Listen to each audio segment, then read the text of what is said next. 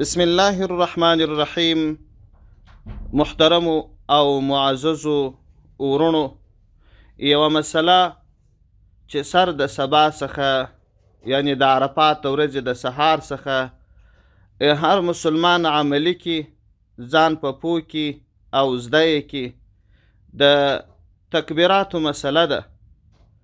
تکبیرونه ویل په 23 منځو کې، یعنی د عرفات د ورځې د سهار د لمانځه څخه شروع بیا د لوی اختر د ورځې د 4مې ورځې د مازدیګر تر لمانځه پورې، یعنی دا چې تر هر لمانځه وروسته یو ځلې ویل واجب دي، پر نارینه هم پر ښځه هم. ښځه به یې قرار وایي، نارینه به یې په زوره وایي.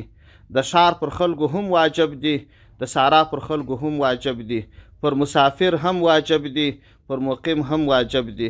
که یوازې څوک لمونځ کوي هم به تکبیرونه وایي، که په جماعت لمونځ کوي هم به تکبیرونه وایي، امام به یې هم وایي، مقتدي به یې هم وایي. یعنې دا چې 5 لمونځونه د عرفات د ورځې دي، 5 لمونځونه د اختر د اولې ورځې دي، چې 10 لمونځونه سي، 5 لمونځونه د اختر د 2مې ورځې دي، چې 15 لمونځونه سي، 5 لمونځونه د اختر د 3مې ورځې دي، چې 20 لمونځونه سي، 3 لمونځونه د اختر د 4مې ورځې دي، چې 23 لمونځونه سي.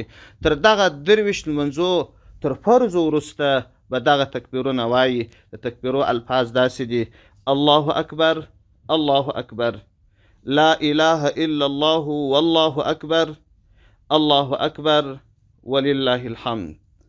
والسلام علیکم ورحمة الله وبرکاته.